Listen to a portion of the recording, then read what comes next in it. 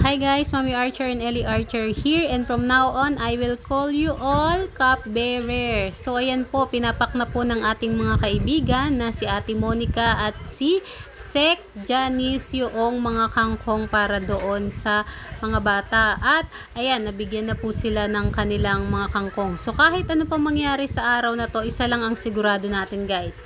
Pare-parehong kangkong ang ulam natin ngayon. At ayan si Sir, no? So ito yung inaayos ko yung mga kangkong para magkasya dun sa ating lahat. At the same time, picture syempre hindi yan mawawala. So buti na lang laging nandyan si Secretary at saka si Ate Monica na ating mga support system, hindi lang po pagdating sa feeding program kundi sa lahat po ng mga gawain sa eskwelahan. At syempre itong ating mga estudyante, so nag-focus tayo doon sa ating section. Umikot naman tayo sa farm. So yung mga tao akala ako ay nagtitinda o bumibili doon sa kadiwa. Hindi po.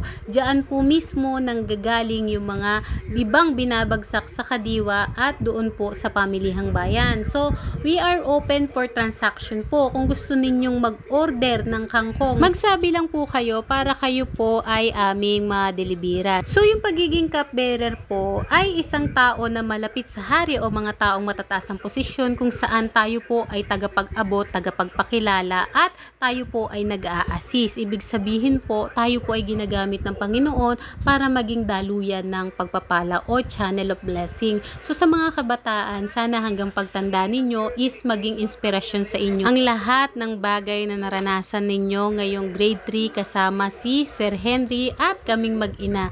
Balang araw, kayo naman yung pagpapalain ng Panginoon, kayo naman yung may kakayanan, kayo naman yung magbigay. Okay? Hindi habang buhay mahirap. Palagi ninyong tatandaan na ang bawat tao sa mundo ay may kanya-kanyang kakayanan na binigay ang Panginoon at meron tayong kanya-kanya nating panahon kung kailan tayo magbubloom. Ang pinakamahalaga, meron kayong pananalig at pananampalataya sa Panginoon at ginagawa ninyo kung ano yung sinasabi ng Panginoon sa inyo, no? Kung halimbawa man na yung inyong pamilya ay feeling ninyo wala ng pag-asa.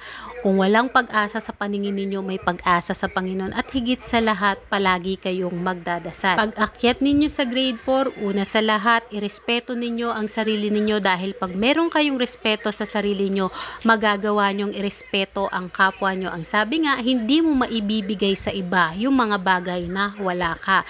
Kaya, unahin ninyong mahalin ang sarili ninyo bago yung ibang tao. Sumandal kayo sa Panginoon at darating yung oras na itatayo kayo ng Panginoon. Palagi nyo lang tatandaan, without faith, it is impossible to please God. So yun lang guys. I hope na-enjoy yung video. God bless everyone!